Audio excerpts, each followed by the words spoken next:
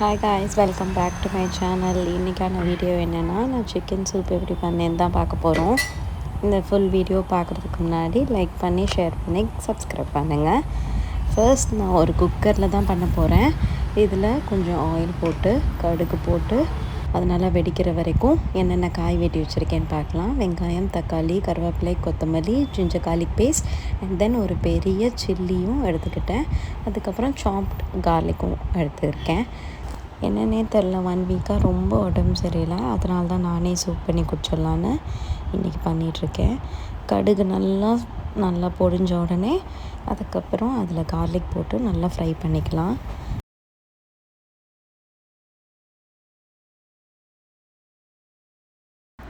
இது கூட நம்ம கருவேப்பிலையும் போட்டுக்கலாம். அதுக்கப்புறம் நான் சைட் பை சைடு இது இருக்குது பார்த்திங்களா, ஜீரகமும் பெப்பரும் இடித்து வச்சுருந்தேன். அதையும் ரொம்ப பவுட்ரியாக இல்லாமல் ஒரு மாதிரி கொரன்னு அடித்து வச்சுக்கோங்க, நல்லது.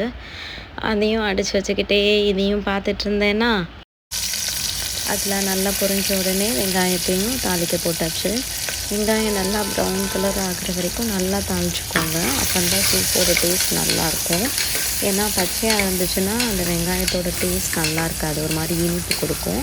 அதனால் நல்லா சாட்டே பண்ணிக்கோங்க. அதுக்கப்புறம் என்ன பண்ண போகிறோன்னா, அந்த இது இடித்து வச்சுருந்தோம்ல, பெப்பர் அண்ட் ஜீரகம், அதையும் எடுத்து உள்ளே போட்டாச்சு. நல்லா இது ரெண்டுத்தையும் நல்லா ஃப்ரை பண்ணிகிட்டே இருக்கணும். வெங்காயம் நல்லா சாட்டே ஆன பிறகு ஸ்ப்ளிட் பண்ணி வச்சுருந்த சில்லி போட்டுக்கலாம். சில்லி போட்டுட்டு ஹை ஃப்ளேம்லேருந்து லோ ஃப்ளேம் ஆக்க போகிறேன். அப்போ தான் அந்த சில்லி நல்லா வேகணும். அப்போ தான் அந்த எசன்ஸ் அந்த சூப்பில் இறங்கணும். சில்லிக்குன்னு ஒரு ஃப்ளேவர் இருக்குது, அது எசன்ஸோடு மிக்ஸ் ஆகும்போது ரொம்ப டேஸ்ட்டாக இருக்கும். ட்ரை பண்ணி பாருங்கள்.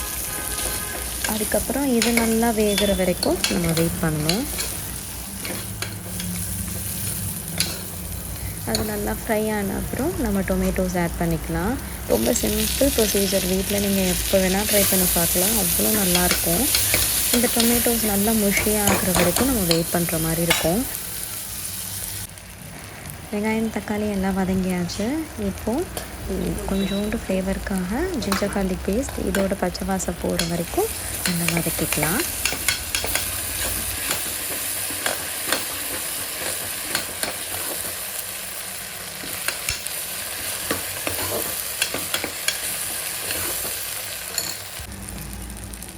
ஜிஞ்சர் கார்லிக் பேஸ்ட்லேருந்து பச்சை வாசனை போன அப்புறம் நல்லா எலும்பு இருக்கிற மாதிரி சிக்கன் போடணும். பீசஸ் மாதிரி போடாதீங்க, எலும்பு இருக்கிற மாதிரி போடணும். அப்போ தான் அந்த எலும்பில் இருக்க ஃப்ளேவர் சூப்பில் இறங்கி இன்னும் ரொம்ப டேஸ்ட்டாக இருக்கும். கொழுப்பு பார்த்து இருந்துச்சுன்னா கண்டிப்பாக ஆட் பண்ணுங்கள், அது சூப்புக்கு ஒரு நல்ல ஒரு ஃப்ளேவர் தரும். இதை போட்டு நல்லா வதக்கிக்கோங்க. ரொம்ப நேரம் வேக வைக்கணும்னு அவசியம் இல்லை, பிகாஸ் நம்ம விசில் போட போகிறோம். இதோட நான் கொஞ்சோண்டு வீட்டு குழம்பு மிளகாய் தூள் போடுறேன், ஏன்னா கறியிலேருந்து அந்த வாசனை எதுவும் வரக்கூடாதுன்னு சொல்லிட்டு. அதுக்கப்புறமேட்டு கொஞ்சோண்டு மஞ்சள் பொடியும் போட்டுக்கலாம். இது கூட வேறு எந்த மசாலாவும் நான் ஆடே பண்ணல, கரம் மசாலா வேறு எதுவுமே நான் ஆட் பண்ணல. வெறும் வீட்டு குழம்பு மிளகாய் பொடி கொஞ்சமாக, அதுக்கப்புறம் மஞ்சள் பொடி. இது கூட நான் கொஞ்சம் சாப்ட் மின்ட் லீவ்ஸ், புதினா கொஞ்சோண்டு போட்டிருக்கேன், ஒரு ஃப்ளேவருக்காக தான். அதுக்கப்புறம் தண்ணி ஊற்றிட்டு நம்ம குக்கரில் சிம்மில் வச்சு ஒரு 5 to 6 விசில்ஸ் போடுங்க. இந்த சூப் நீங்கள் ஓப்பன் பாட் குக்கிங்லேயும் பண்ணலாம். 30 மினிட்ஸ் சிம்மில் போட்டுருவீங்க, அவ்வளோதான். இது சூப், ரசம் என்ன வேணால் சொல்லலாம். இதை நீங்கள் வெறுமனே பெப்பர் போட்டு, கொத்தமல்லி போட்டு அப்படியே குடிக்கலாம். அப்படி இல்லைன்னா ஒயிட் ரைஸ்க்கும் பேர் பண்ணி சாப்பிட்லாம். இந்த சூப் பண்ணிவிட்டு உள்ளே இருக்க சிக்கன்லாம் வெளியே எடுத்து ஷ்ரெட் பண்ணி கூட நீங்கள் சூப்போடு மிக்ஸ் பண்ணி சாப்பிட்லாம். ட்ரஸ்ட் மீ, நான் நேற்று தான் பண்ணி குடித்தேன்.